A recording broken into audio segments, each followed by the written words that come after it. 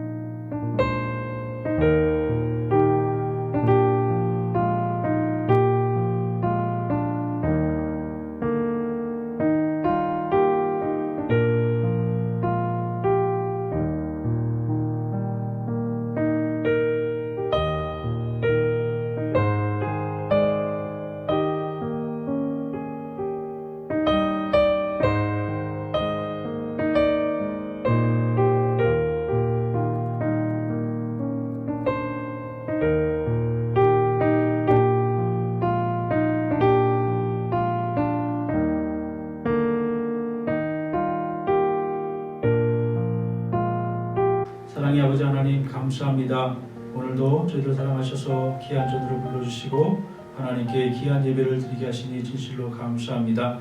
이 시간 저희들이 드리는 이 귀한 예배를 주님께서 홀로 영광 받아 주시옵소서. 사랑이 많으신 예수님의 이름으로 기도드리옵나이다. 아멘. 우리 다 같이 사도신경하심으로 신앙 고백하시겠습니다.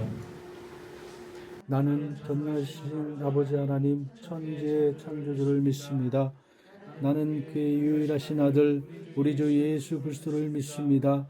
그는 성령으로 잉태되어 동정녀 마리에게 나시고 본디오 빌라도에게 고난을 받아 십자가에 못 박혀 죽으시고 장사된 지 사흘 만에 죽은 자 가운데서 다시 살아나셨으며 하늘에 오르시어 전능하신 아버지 하나님 우편에 앉아 계시다가 거기로부터 살아있는 자와 죽은 자를 심판하러 오십니다. 나는 성령을 믿으며 거룩한 공교회와 성도의 교제와 죄를 용서받는 것과 몸의 부활과 영생을 믿습니다. 아멘.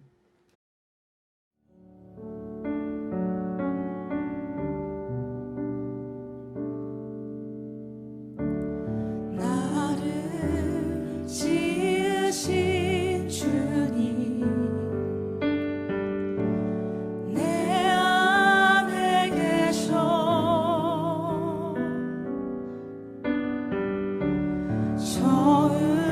처음부터 내 삶은 그의 손에 있었죠. 나를 지으신 주님 나를 지으신 주님 내 안에 계셔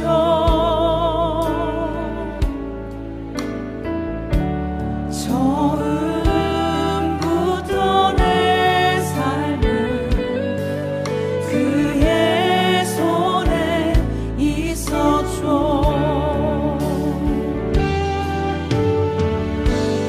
내 이름 아시죠.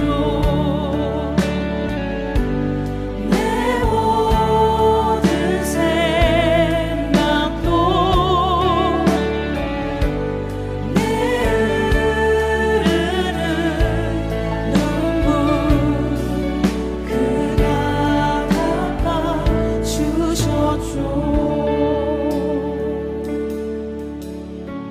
그는 내 아버지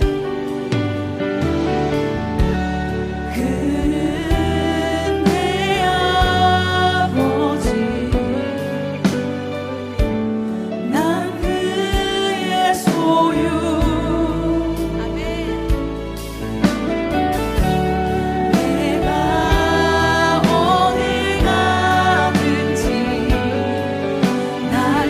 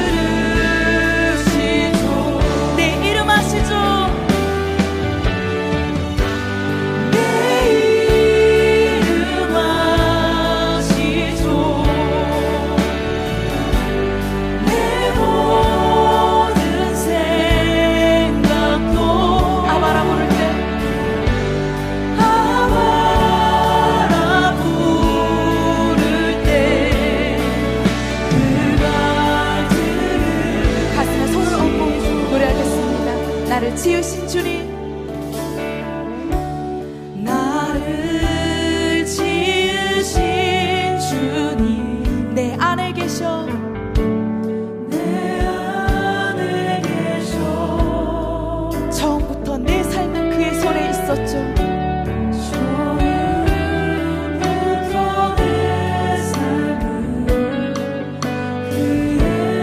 다시 고백하겠습니다. 그는 내 아버지,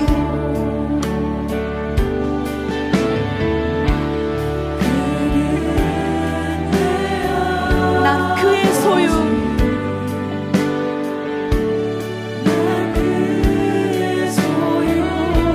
내가 어디 가든지 날 떠나지 않죠.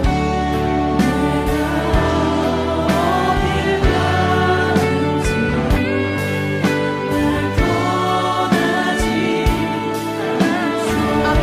내 이름 아시죠? 내 이름 아시죠? 내 모든 생각, 내 흐르는 눈물, 내 흐르는 눈물, 그가 닦아주셨죠. 내 이름 아시죠? 내 이름 아시죠? 내 모든 생각도 아바라 부를 때,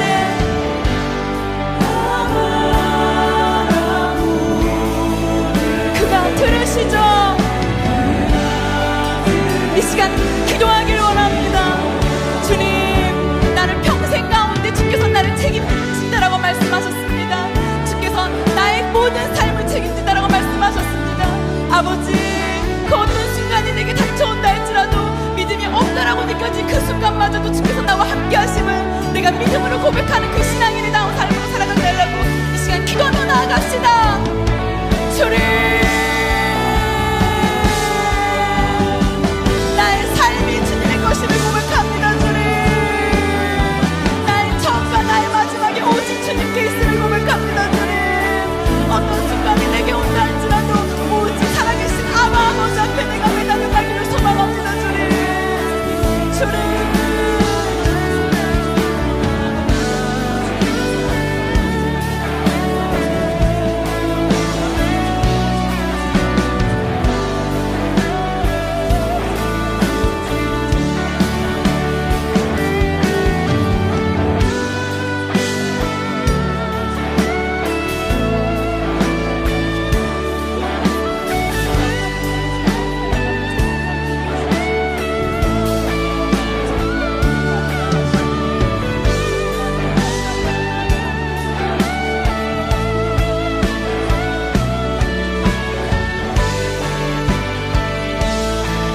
내 이름 아시죠?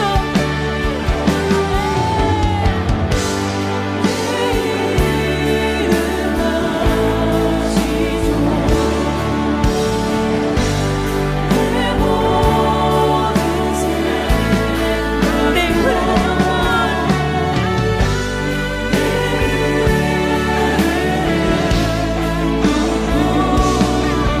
그가 닦아주셔. 내 이름 아시죠? 내 이름 아시죠?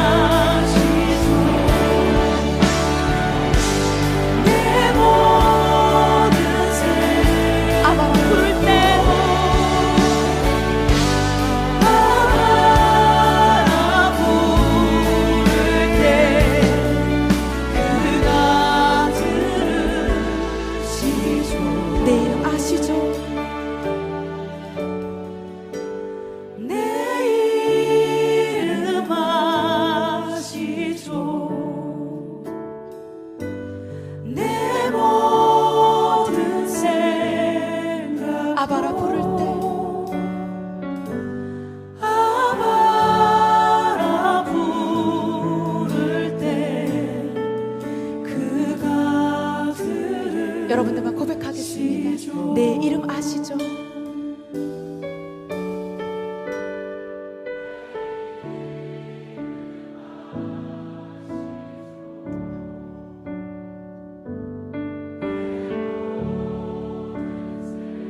아바라 부를 때 아바라 부를 때 그가 들으시죠. 그가 들으시죠.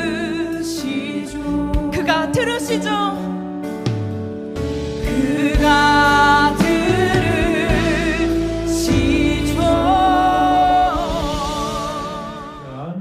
권순 선생님께서 나오셔서 대표기도 해주시겠습니다. 기도하시겠습니다. 살아계신 하나님 감사합니다. 지난 한 주도 주님의 돌보심 가운데 지내게 하시고 어려운 상황 가운데서도 주님의 자녀로 중심을 잡고 보내게 하심을 깊이 감사드립니다. 코로나19로 삶이 많이 불편합니다.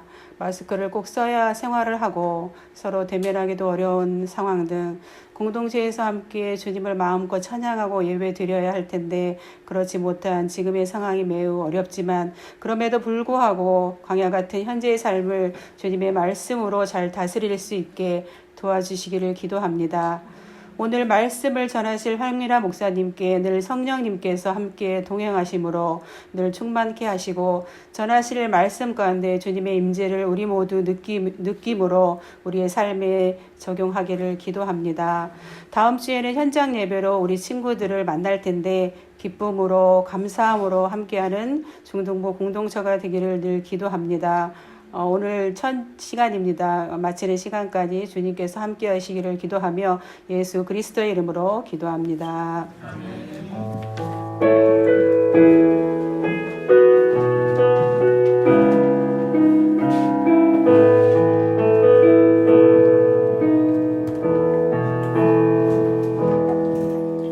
자, 이 시간은 목사님께서 나오셔서 말씀 봉독해 주시겠습니다.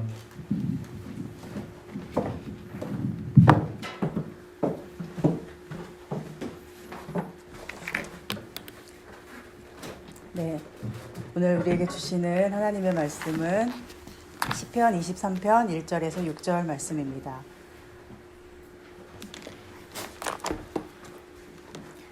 이 계시의 말씀을 들을 때 살아계신 하나님의 음성을 들을 수 있길 바랍니다. 여호와는 나의 목자시니 내게 부족함이 없으리로다. 그가 나를 푸른 풀밭에 누이시며 쉴만한 물가로 인도하시는도다. 내 영혼을 소생시키시고 자기 이름을 위하여 의의 길로 인도하시는도다. 내가 사망의 음침한 골짜기로 다닐지라도 해를 두려워하지 않을 것은 주께서 나와 함께 하심이라. 주의 지팡이와 막대기가 나를 안위하시나이다. 주께서 내 원수의 목전에서 내게 상을 차려주시고 기름을 내 머리에 부으셨으니 내 잔이 넘치나이다. 내 평생의 선하심과 인자하심이 반드시 나를 따르리니 내가 여호와의 집에 영원히 살리로다. 이 말씀은 살아계신 하나님의 말씀입니다. 아멘. 네, 사랑하는 우리 중동부 친구들, 또 우리 선생님들 안녕하십니까? 네, 우리가 같이 모여서 예배드리지 못한 지가 벌써 3개월이나 지나고 오늘은 6월 첫 주일 예배를 드리게 됐습니다. 특별히 이제 오늘은 다음 주부터 시작될 중동부 현장 예배를 준비하기 위해서 우리 선생님들이 먼저 모이셨는데요. 그동안 만나지 못해서 하지 못했던 말, 그리고 선생님들에게 꼭 하고 싶은 말 있다면 다음 주 모일 때 애틋한 마음으로 선생님들께 할 수 있기를 바라고, 또 그동안 몸과 마음을 어떻게 지키며 예배를 잘 드려왔는지 목사님께 그리고 선생님들께 말해주는 우리 친구들 됐으면 좋겠습니다. 그리고 무려 3개월 동안이나 홀로 예배하면서 집에서 믿음을 지켜온 우리 친구들 정말 너무너무 축하하고 또 칭찬해주고 싶고요. 힘든 시간도 많이 있었을 텐데 인증샷도 보내주고 가끔 얼굴을 볼 수 있어서 너무 좋았습니다. 다시 만날 때까지 건강할 수 있기를 바라고, 오늘 우리 선생님들과 함께 예배드리고 기도할 때 성령님을 만나고 서로 사랑하는 기쁨의 예배가 되기를 바라면서 오늘 하나님 말씀을 함께 듣도록 하겠습니다. 오늘 우리는 시편 23편의 말씀을 읽었는데, 이 말씀은 제가 가장 좋아하는 말씀 중에 하나예요. 그리고 이 말씀은 저희 어머니께서 항상 집에 갈 때마다 그리고 예배를 드릴 때마다 수시로 늘 들려주신 말씀이기도 합니다. 그리고 저희 어머니가 지금 돌아가셨는데 이제 어머니를 모신 추모관에도 사진 액자와 함께 이 성경 구절이 펼쳐져 있는 성경책이 놓여 있는데요. 그래서 저에게는 굉장히 남다른 성경 본문이고 어쩌면은 사랑하는 부모님의 유언과도 같은 말씀입니다. 저는 생각을 해봤습니다. 우리 어머니는 왜 이 말씀을 그토록 나에게 귀에 못이 박히도록 들려주셨을까? 매일 들으면, 매일이 아니지만 이렇게 만날 때마다 들으면 저절로 외워지잖아요. 왜 이렇게 외워지도록 들려주셨을까에 대해서 생각을 해봤어요. 이 말씀을 가만히 읽어보면 너무너무 아름답고 또 마음이 든든해지는 그런 글들로 채워져 있죠. 그런데 이 말씀의 뒤에 숨겨져 있는 것은 뭐냐면 아주 힘들고 또 슬프고 외로운 싸움을 하는 어떤 사람의 이야기입니다. 그 사람은 바로 다윗이라는 사람인데요. 그는 이스라엘의 2번째 왕이었어요. 그런데 이스라엘의 처음부터 그가 왕은 아니었어요. 원래부터 왕족이었다면 다윗의 삶이 그리 힘들진 않았을 거예요. 다윗은 왕족이 아니라 저 시골 마을 베들레헴의 목동이었어요. 아버지 이새에게는 아들이 8명이 있었는데 다윗은 그 중에 막내 아들이었어요. 아들만 8명인데 그 중에 막내예요. 어떻게 됐을까요? 또 아들이야? 또 아들이야? 아마도 이러지 않았을까 싶어요. 그래서인지 이새는 막내 다윗을 그리 예뻐하지 않았던 것 같아요. 그리고 예뻐하지 않은 또 다른 이유가 있을 수 있겠죠. 아마 아버지는 힘이 세 보이는 사람을 좋아하는데 힘이 약했거나 아버지는 성격이 어떤 이런 사람을 좋아하는데 다윗은 그 정반대의 성격을 가지고 있거나 어떤 것이든지 아빠가 좋아하지 않는 모습이 다윗에게 있었기 때문에 그것 때문에 다윗을 기뻐하지 않았을 수도 있었을 거예요. 근데 이유는 알 수 없죠. 하지만 분명한 것은 다윗은 집안에서 그렇게 존중을 받지 못하는 사람이었다는 것, 자기를 낳은 아버지에게조차 인정받지 못하는 사람이었다는 거예요.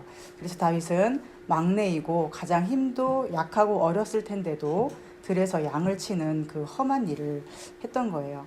원래 약하고 어리면 보호를 받아야 되는데 반대로 양을 보호해야 하는 그 위험한 일을 도맡아 하고 있었다니 얼마나 부당한 처사인가요? 이런 부당한 처우를 다윗은 가장 따뜻한 보살핌을 받아야 할 가정에서 어릴 때부터 받고 있었던 거예요. 그러던 어느 날 하나님께서 이새의 집에 사무엘 선지자를 보내셨죠. 이스라엘의 1번째 왕인 사울이 타락하여 하나님을 떠났으니 하나님께서 그를 버리셨고 그래서 이제 하나님께서 이스라엘의 2번째 왕으로 삼을 사람에게 기름을 부어서 준비시키려고 사무엘을 이새의 집으로 보내는 거예요. 아버지 이새가 연락을 미리 받고는 내 아들 중에 과연 누가 왕이 될 상인가 생각하면서 아들을 대기시켰을 거예요. 물론 옷도 좋은 옷으로 입혔겠죠. 그리고 큰 아들부터 순서대로 쭉 줄을 세웠을 거예요. 큰 아들 엘리압부터 시작해서 둘째 아비나답, 셋째 삼마, 그리고 넷째, 다섯째, 여섯째, 일곱째 아들까지 쭉 사무엘이 다 봤어요. 그런데 그때마다 하나님이 뭐라고 말씀하셨어요? 얘는 아니야. 얘는 내가 버린 애야 라고 하시는 거예요. 단지 택한 아이가 아니야 이게 아니라 내가 버린 애야 라고 하나님께서 그 7 아들 모두에게 말씀하셨어요. 와, 정말 대단하지 않나요? 지금 가정에서 버림받은 사람은 누구예요? 가정에서 버림받고 혼자 양치고 있는 아들은 누군데? 다윗인데 나머지 다른 형들은 아버지께 인정받고 얘가 내 아들이지만 정말 왕이 될 상일 거야 하고 칭찬과 사랑을 한 몸에 받고 있었는데 하나님은 아니야, 얘들은 다 내가 버린 애들이야 라고 하셨다는 거예요. 그리고 사무엘을 시켜서 굳이 다윗을 불러오도록 하셨어요. 그리고 이제 뒤늦게 다윗이 불려와서 허겁지겁 준비하고 사무엘 앞에 섰겠죠. 그때 바로 하나님의 영이 사무엘에게 임하였고 다윗에게 기름을 부어 이스라엘의 미래의 왕으로 삼도록 명령하셨어요. 바로 이 아이가 내가 선택한 왕이니 일어나서 기름을 부으라. 물론 지금은 아니죠. 지금은 왕이 아니지만 비록 목동이지만 앞으로 너는 왕이 될 사람이야 라고 하나님께서 미리 도장을 꽉 찍어 놓으셨다는 거예요. 너는 내 거야. 그리고 나는 네 편이야 라고 말이죠. 사랑하는 여러분, 하나님께서 행하시는 일은 정말로 엄청나지 않나요? 사람의 눈으로 보기에는 큰형 엘리압이 누가 봐도 괜찮은 사람으로 보였을 거예요. 그가 아니라면 도대체 누가 그를 능가하겠는가 라고 반문하는 사람이 많이 있었을 거예요. 다윗 주변의 모든 사람이 그렇게 생각했을 거고 다윗조차도 그렇게 생각했을 거예요. 그런데 하나님은 그 모든 의심과 의문을 다 누르시고 가장 보잘것없이 버려진 아이 다윗에게 관심을 가지셨어요. 다 몰라도 나는 너를 안다. 너의 진가를 아무도 몰라도 나는 네가 얼마나 보배로운 존재인지를 알고 있다. 이것이 하나님께서 사무엘을 통해 다윗에게 들려주신 위로의 말씀이었을 거예요. 여러분, 다윗이 혼자 들에서 양을 치고 있을 때 어땠을까요? 왜 아버지는 나를 봐주지 않으시지? 아버지는 왜 나를 인정하지 않지? 내가 뭘 어떻게 바꿔야만 아버지께 사랑받을 수 있을까라고 수도 없이 생각하지 않았을까요? 아버지의 사랑도 받고 싶고, 아버지가 해주는 따뜻한 말씀도 듣고 싶고, 또 앞으로 어떻게 살아야 되는지 좋은 가르침도, 또 좋은 지도를 받고 싶었을 거예요. 너는 막내지만 아버지가 너무 사랑해. 그러니 이렇게 배워서 이렇게 쭉 가다 보면 너의 길은 평탄하고 하나님이 인도하시는 길을 가게 될 거야 라고 아버지가 그렇게 지도해 주시기를 다윗이 얼마나 기대했을까요? 그런데 아버지는 그렇게 해주지 않았어요. 오히려 아버지는 다윗을 따돌렸죠. 바로 그때 다윗은 아마도 이런 시를 읊으면서 하나님께 나아가지 않았나 싶어요. 여호와는 나의 목자시니 내게 부족함이 없으리로다. 그가 나를 푸른 풀밭에 누이시며 쉴만한 물가로 인도하시는도다.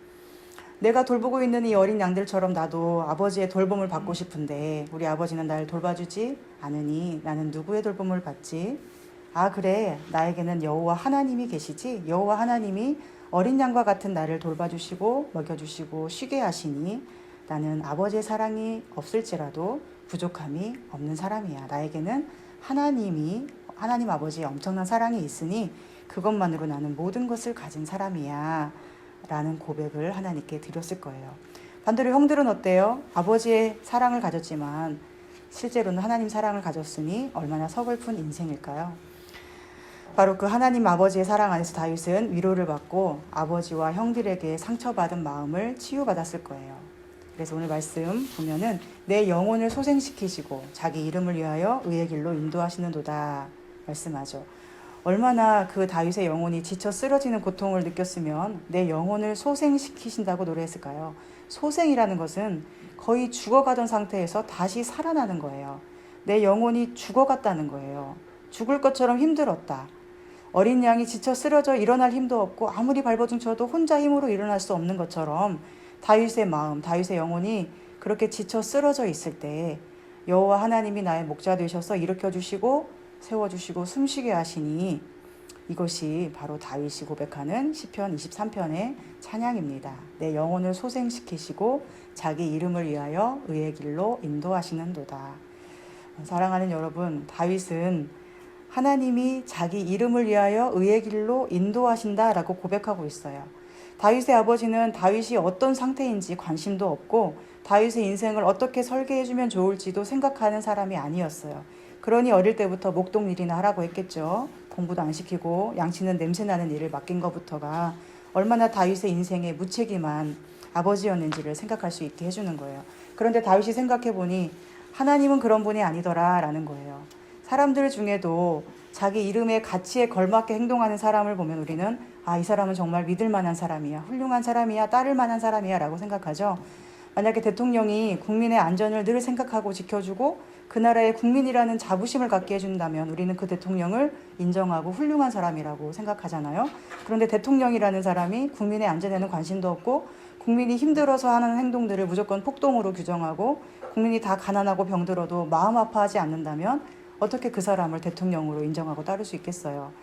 우리가 어떤 사람을 바라볼 때든지 우리는 그 사람이 자기 이름에 걸맞게 행동하는 사람인가 아닌가를 잘 보아야 해요. 그리고 누군가를 우리가 믿고 따를 수 있는 이유, 신뢰할 수 있는 이유는 그가 자기 이름에 맞게 행동하는 사람이기 때문이죠. 예를 들어서 저도 나는 황미라야, 나는 목사야, 나는 하나님의 종이야. 이런 자의식을 가지고 살아갈 때 내가 만나는 사람 앞에 하나님의 위로와 사랑을 흔들림 없이 전할 수 있겠죠. 우리가 하나님을 믿고 따를 수 있는 것도 바로 이런 거예요. 하나님은 자기 이름을 위하여 그 사랑하시는 자녀를 의의 길로 인도하시는 분이에요. 우리가 하나님을 믿고 따를 수 있는 이유는 하나님께서 자기 이름에 책임을 지는 분이기 때문이에요.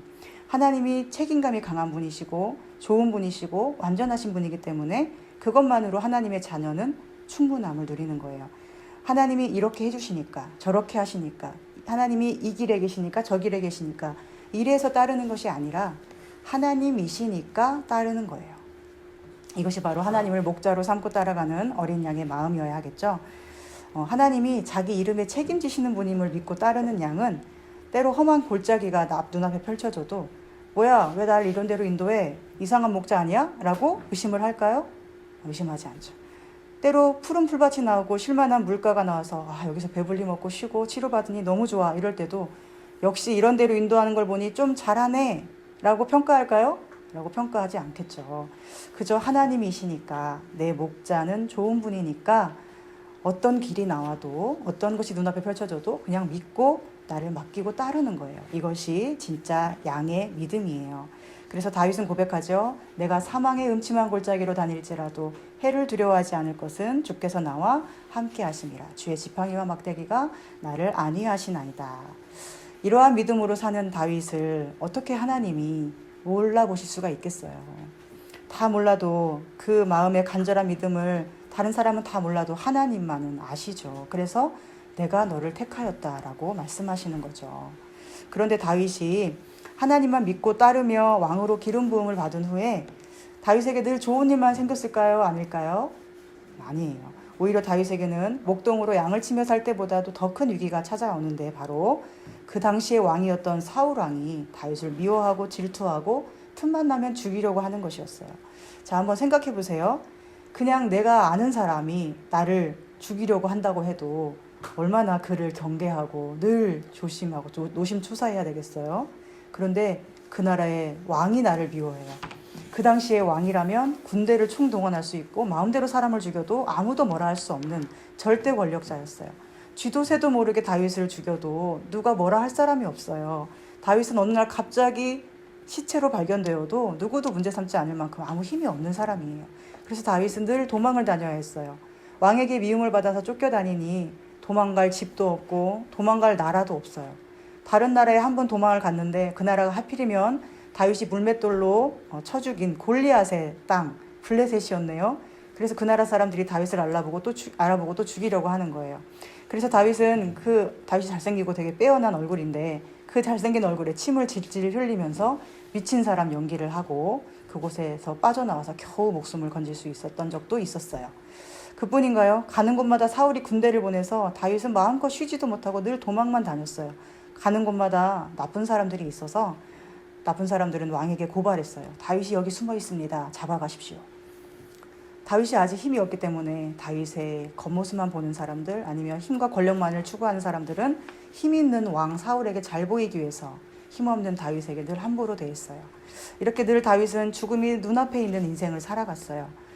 곧 왕이 될 거라고 다 널 버렸지만 하나님은 널 버리지 않았다고 한 바로 그 다윗이 이렇게 고통스러운 사망의 음침한 골짜기 같은 인생을 살았던 거예요. 사망의 음침한 골짜기, 죽음이 가득한 곳, 무덤에 갇힌 것과 같은 고통을 느끼는 곳, 시체가 우글거리는 곳, 그 음침하고 무섭고 더러운 그곳을 다윗은 왕이 될 때까지 계속 다녀야 했다는 거예요. 그러나 다윗에게는 믿음이 있었어요. 여호와는 나의 목자시니 나는 사망의 음침한 골짜기에서도 두렵지 않습니다. 나는 여호와의 이름을 믿습니다. 나를 지키심을 믿습니다. 그분이 함께하는 것만으로 나는 완벽하게 보호받음을 믿습니다. 이런 믿음으로 끝까지 다윗은 마음을 지켰던 거예요.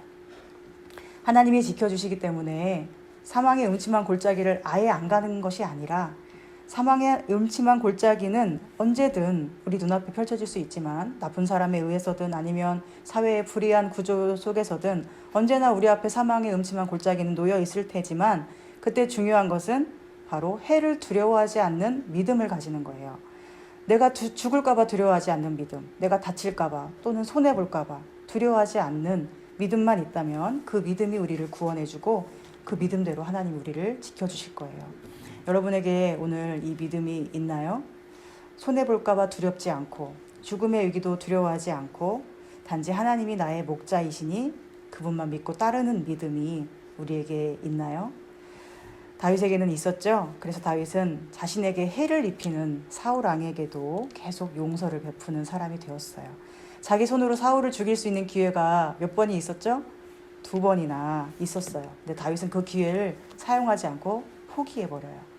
그런 다윗을 사람들은 이해할 수가 없었어요. 다윗의 부하들은 왜 그렇게 하십니까? 내가 그를 2번 찌를 것도 없이 한 번에 죽여버리겠습니다. 그러면 당신은 바로 왕이 될 수 있습니다. 그런데도 다윗은 끝까지 자기 손으로 사울을 해치려 하지 않아요. 하나님의 기름 부은 받은 왕이잖아요. 다윗 자신이 하나님의 기름 부음을 받은 왕이라는 이름을 가졌기 때문에 그 이름의 다윗도 자기 그 책임을 지는 사람으로 살았던 거예요. 그랬더니 하나님이 어떻게 하시나요? 하나님이 친히 사울을 처리해 주시죠. 다윗은 자기 이름에 책임을 지시는 하나님을 믿고 자신도 하나님의 어린 양이라는, 하나님의 왕이라는 이름에 걸맞는 행동을 했을 뿐인데 하나님은 그 모든 위험과 환난으로부터 다윗을 지켜주셨어요. 다윗이 아무런 악한 행동을 하지 않고도 모든 적을 하나님이 다 물리쳐 주셨어요. 그래서 사울은 전쟁에 나가서 전사를 하게 되죠. 그리고 저절로 다윗은 2대 왕으로 등극하게 되었어요. 우리는 원수 같은 사람을 만나면 저 사람이 없어졌으면 좋겠다라고 생각하게 돼요. 저 원수 같은 인간만 사라지면 내 인생은 좀 편해질 텐데, 저 인간 때문에 내 인생 망가졌어, 이런 생각이 들 때가 있죠. 하나님은 왜 하필 저런 인간을 내 삶에 끼어들게 하셔서 이렇게 나를 고통스럽게 만드실까 하는 원망이 우리 마음에 들어올 때도 있을 거예요. 그런데 바로 그때 우리가 마음을 잘 지켜야 해요. 그리고 내 이름에 걸맞는 행동을 할 수 있도록 노력해야 돼요. 나는 하나님의 사람이니까. 책임감이 있는 하나님, 그리고 책임감 있는 하나님의 사람, 이 두 가지가 쭉 평행으로 갈 수 있도록 우리의 마음과 믿음을 잘 지켜야 해요. 내가 원수를 갚지 않잖아요. 그러면 하나님께서 더 강하게 원수를 갚아주실 거예요. 그러나 내가 원수를 갚으려고 하면 나는 하나님의 사람답게 나를 지켜내지 못하게 되는 것이고 하나님의 이름의 영광을 가리게 되는 거죠.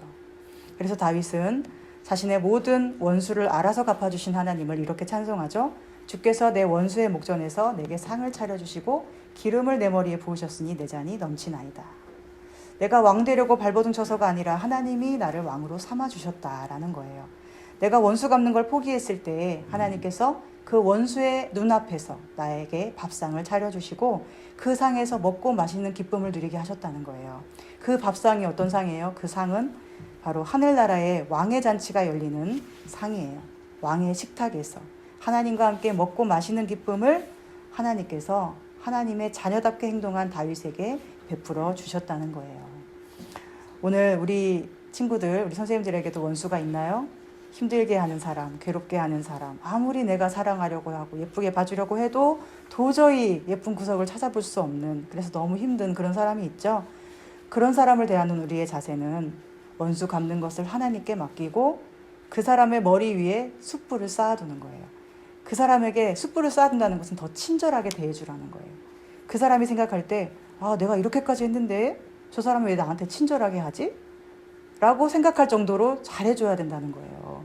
그것이 바로 그 원수의 머리 위에 숯불을 쌓아두는 것이에요. 숯불을 쌓아두면 그 사람 머리가 어떻게 되겠어요? 그 사람은 그 숯불 때문에 언젠가는 타겠죠. 그러나 그 전에 하나님이 다 아시고 원수를 갚아주셔요. 결국 우리는 원수 갚지 않고 그 사람을 위해서 친절하게 대하고 내 마음을 깨끗하고 아름답게 지키기만 하면 나도 모르는 사이에 우리 원수는 사라지고 우리의 원통하고 서러웠던 서글펐던 마음은 눈 녹듯이 사라지는 날이 반드시 오게 된다. 이것을 믿는 것이 우리 믿음이고 하나님을 목자로 따라가는 모든 양들의 믿음이 되어야 하겠습니다. 다윗의 삶을 보면 이 밖에도 정말 어려운 일이 참 많았어요. 다윗의 노년에 나이가 많이 들었을 때는 압살롬이라는 아들이 자기가 왕이 되고 싶어서 다윗의 왕위를 빼앗고 모든 백성의 마음을 자기한테 넘어오도록 유혹을 했어요. 그리고 아버지의 후궁들과 동침하는 그런 폐륜을 저지르기도 하고 다윗의 자존심을 너무 상하게 하고 또 다윗을 왕궁에서 쫓겨나게 만들었어요. 물론 이것은 다윗이 젊었을 때 밧세바라는 그 자기 신하 우리아의 아내를 남몰래 범하고 자기 신하 우리아를 아무도 모르게 전쟁터에서 죽게 한 그 범죄의 결과이기도 해요.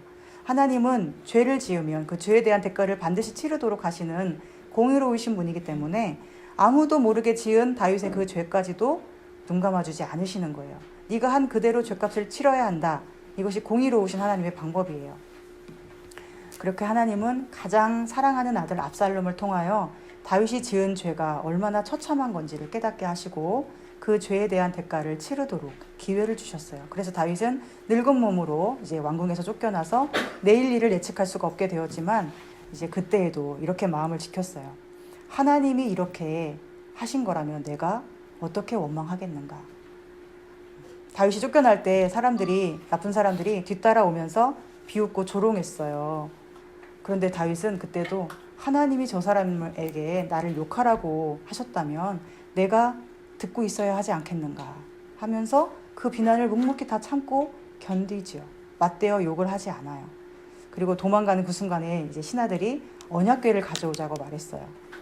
언약궤는 하나님의 임재의 상징이니까 언약궤가 있으면 하나님이 당신을 지켜줄 겁니다. 이런 뜻이죠. 근데 다윗은 하나님이 허락하시면, 즉 내가 하나님의 은혜를 입으면 하나님이 나를 도로 인도하사 그 언약궤를 모실 수 있도록 해주실 것이다. 그러나 하나님이 나를 기뻐하지 않으신다면 내가 뭘 어떻게 하겠는가. 하나님이 원하시는 대로 나에게 이루어질 것이다 라고 그냥 있었어요. 여러분, 언약궤는 하나님의 임재의 상징이었어요. 그래서 언약궤가 함께 한다는 것이 이스라엘의 왕권에 굉장히 중요한 것이었어요. 게다가 다윗은 누구보다 하나님과 함께 있기를 기뻐하는 사람이었기 때문에 언약궤를 가져오자는 말이 누구보다 기쁘게 들렸을 거예요. 하지만 다윗은 그때에도 마음을 지켜요.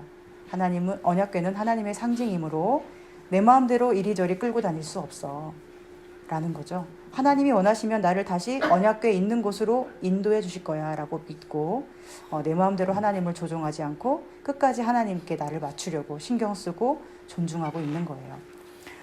오늘 마지막 6절 말씀 보면 이렇게 고백하고 있어요. 나의 평생에 선하심과 인자하심이 반드시 나를 따르리니 내가 여호와의 집에 영원히 살리로다. 이것은 뭐냐면 내가 가는 곳으로 하나님 늘 따라오세요 이게 아니라 하나님 계신 곳으로 내가 가고 싶어요. 하나님 저를 다시 받아주세요. 저를 영원히 하나님과 함께 있게 해주세요 라는 진실한 다윗의 고백이에요. 아마도 다윗은 지금 하나님의 나라에서, 하나님 품에서, 하나님 식탁에서 함께 즐거워하고 기뻐하며 하나님을 찬양하고 있을 거예요. 그리고 시편 23편을 묵상하고 있는 우리도 다윗처럼 하나님의 집을 사모하고 하나님의 식탁에 함께 앉아 영원히 함께 즐거워하며 먹고 마시게 될 날을 다윗은 기대하고 있을지 몰라요. 그리고 무엇보다도 우리 하나님께서는 우리가 다윗처럼 힘든 일이나 슬픈 일이나 왕이 되는 일이나 아니면 쫓겨나는 일이나 그 어떤 일 앞에서도 다윗처럼 찬송하고 노래하고 그 어려움을 믿음으로 이겨내는 사람이 되기를 원하고 계실 거예요. 바로 이런 마음으로 아마 저희 어머니께서도 항상 이 말씀을 저에게 들려주지 않았을까 생각이 되고요. 바로 이런 마음이 모든 힘든 삶을 살아가는 성도들에게, 우리 선생님들과 우리 친구들에게 힘과 위로와 소망을 주는 말씀이 아닐까 생각합니다. 사랑하는 여러분, 제가 요즘 기도하면서 가만히 생각을 해보니까 하나님의 사랑이라는 것은 처음부터 다 알 수 있는 게 아니에요. 우리가 교회 다니고 예배드리고 생활하는 것은, 신앙생활하는 것은 하나님의 사랑을 조금씩 깊이 알아가는 과정이라고 할 수 있을 것 같아요. 만약 처음부터 다 안다면 누가 의심하고 누가 믿지 못하겠어요. 처음에는 잘 모르지만 조금씩 천천히, 때로는 강하게, 때로는 약하게, 때로는 큰 소리로, 때로는 은밀하고 조용한 소리로 하나님께서 우리에게 말씀하시고 가르쳐 주시고 인도해 주시기 때문에 우리는 신앙생활을 하면서 예배드리면서 하나님의 사랑을 조금씩 깊이 그리고 강하게 알아가게 되는 거죠. 부모님의 사랑도 마찬가지인 것 같아요. 어린아이일 때는 부모님에 대해서 생각하기를 나를 먹여주는 사람, 나랑 놀아주는 사람, 나를 지켜줄 사람, 내가 해달라는 것을 당연히 해줘야 되는 사람쯤으로 어린아이들은 여길 거예요. 하지만 점점 자라면서 부모님과 대화하고 또 사랑을 느낄수록 부모님이 나를 얼마나 사랑하시는지 그 부모님의 사랑의 깊이와 높이와 크기를 크게 더 점점 깨닫게 되는 거죠. 오늘 우리는 하나님의 뜨거운 사랑으로 이곳에 있습니다. 우리가 지금 얼마나 알든 모르든 하나님은 뜨거운 사랑을 가지고 구원을 시작하셨고 지금 이루고 계세요. 지금 예배하는 우리 모두는 하나님의 뜨거운 사랑으로 있는 거예요. 그러므로 오늘 내게 주어진 모든 상황을 통하여서 하나님이 나를 얼마나 사랑하시는지를 더 깊이 알아가는 우리가 되었으면 좋겠고, 나에게 하나님이 지금 무엇을 먹여주시든 무엇을 입혀주시든 어디로 인도하시든 하나님은 뜨거운 사랑으로 이것을 시작하셨다는 것을 믿고 그냥 잘 따라갔으면 좋겠어요. 하나님의 존귀하신 이름 그리고 위대하신 능력을 믿고 나를 책임지시는 하나님의 그 능력을 믿고 끝까지 잘 따라가는 귀한 양들이 되기를 바랍니다. 그래서 다윗처럼 힘들고 어려운 상황에서도 시편 23편을 노래할 수 있는 여유가 있었으면 좋겠고, 서로에게도 이런 하나님을 찬송하는 노래를 늘 들려주고 상기시켜주는 축복의 통로로 쓰임받는 우리 모두가 되었으면 좋겠습니다. 우리 함께 결단 찬양, 여호와는 나의 목자시니 함께 찬양하고 기도하도록 하겠습니다.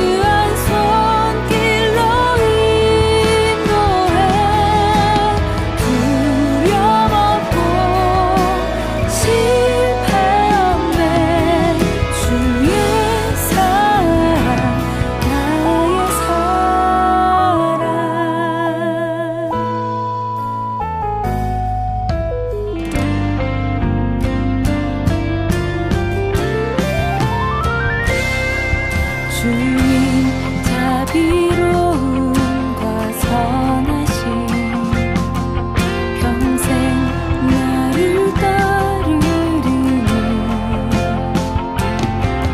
내가 여호와 집에 가리 영원히 주 찬양해 오 주께서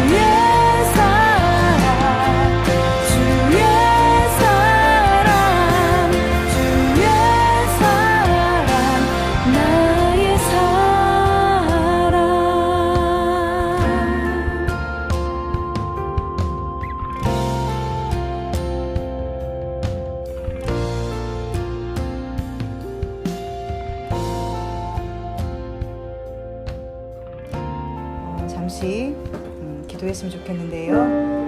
여호와는 나의 목자시니 내게 부족함이 없으리로다. 이 말씀처럼 우리도 아무런 부족함을 느끼지 않는 목자의 양으로 살아가게 해달라고, 그리고 하나님의 뜨거운 사랑을 날마다 더 깊이 더 강하게 느낄 수 있도록 도와달라고 기도하고, 또 내 눈에 보기에 어떠하든지 끝까지 하나님만 믿고 잘 따르게 해달라고, 그래서 하나님이 원하시는 크고 놀라운 계획이 다윗처럼 우리도 내 삶을 통해 다 이루어질 수 있는 사람 되게 해달라고 잠시 기도하겠습니다.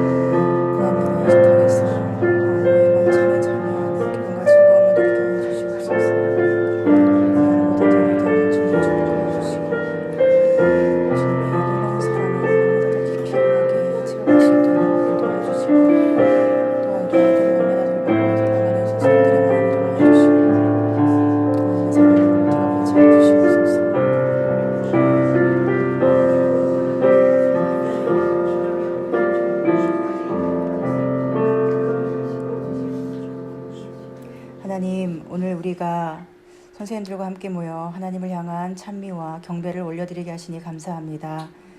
지금 우리 친구들이 이 자리에 없지만 함께하게 될 그날에 하나님을 향한 뜨거운 사랑의 고백으로 함께 기쁘게 찬양할 수 있도록 인도하여 주세요.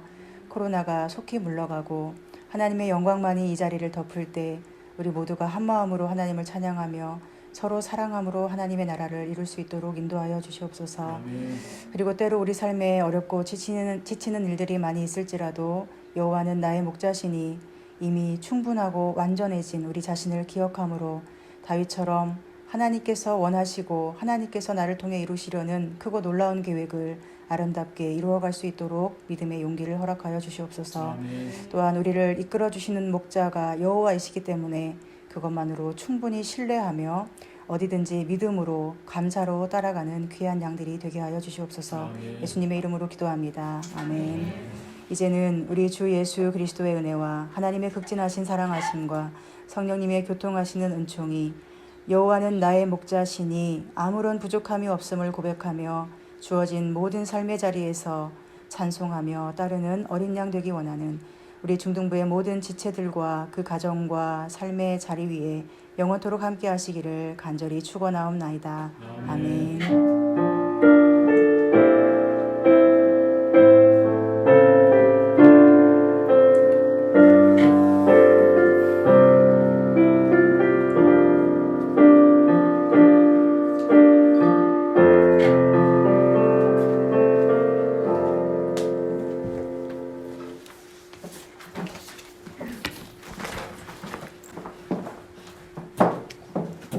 짠!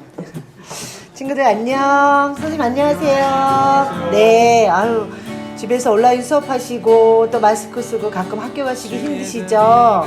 예, 사랑하는 우리 중등부 친구들 여러분은 너무나 소중한 하나님의 자녀입니다. 소중한 자신의 존재를 아끼고 믿고 사랑해 주세요. 오늘은 삼위일체주일이에요. 성부, 성자, 성령 하나님께서 우리와 함께 하십니다. 믿음으로 날마다 하나님을 향한 사랑이 깊어가는 우리 중등부 친구들이 되기를 축복합니다. 그리고 담임선생님께 예배 인증샷 꼭 찍어서 보내주세요. 출석 체크 인정됩니다. 그리고 혹시 인증샷 못 찍으신 친구들 있어도 선생님께 저 예배 드렸어요. 그리고 문자로 꼭 날려주세요. 그리고 자신의 기도 제목과 안부를 서로 친구에게 선생님에게 전하며 우리 사랑의 공동체를 만들어가는 우리 중등부 친구들이 되어요. 그리고 오늘 선생님들이 먼저 이렇게 모여서 영상 예배를 드렸는데요. 우리 예배 재개를 준비하고 있어요. 6월 14일 중등부실에서 예배 드릴 수 있도록 우리가 함께 기도하고 먼저 우리의 몸과 마음을 잘 지켜서 예배에 꼭 올 수 있는 우리 중등부 친구들이 되도록 해요.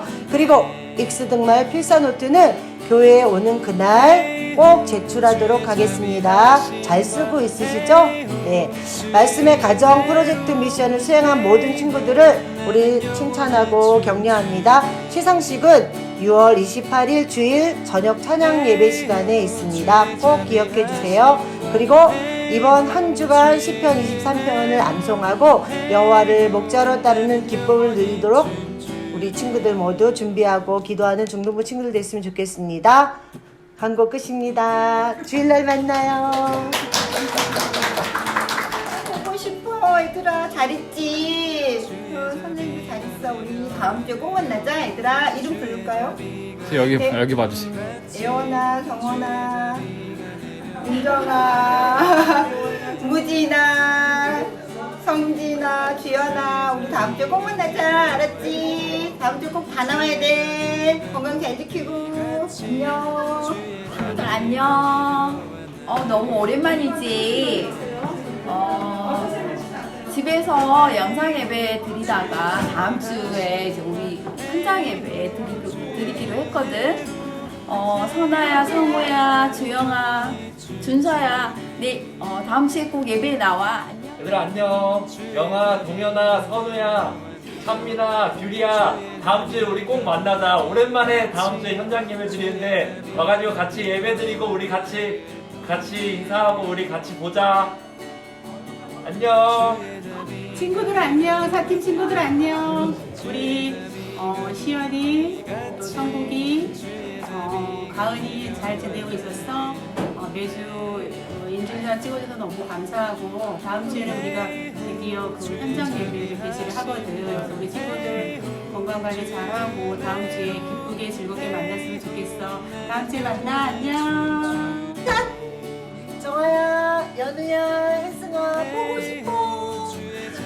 알게 됐지 온라인으로 우리 다음 주에는 교회에 와서 예배 진짜로 드릴 거야. 선생님 노래도 너무너무 보고 싶거든. 다음 주에 혜승이, 연우, 정아 꼭 와야 돼. 다음 주에 만나자. 안녕. 하영아, 원기야, 선아야, 윤서야, 지유야 잘 지내고 있지? 그동안 온라인 예배 잘 드렸지. 다음 주부터는 이제 현장 예배로 바뀌게 돼서 우리 친구들 꼭 만났으면 좋겠어. 교회로 꼭 오기를 바라며 기다릴게. 안녕.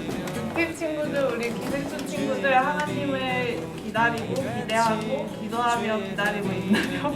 우리 다음 주부터 예배를 모여서 드리기 시작하는데 같이 꼭 만났으면 좋겠어요. 기다릴게요.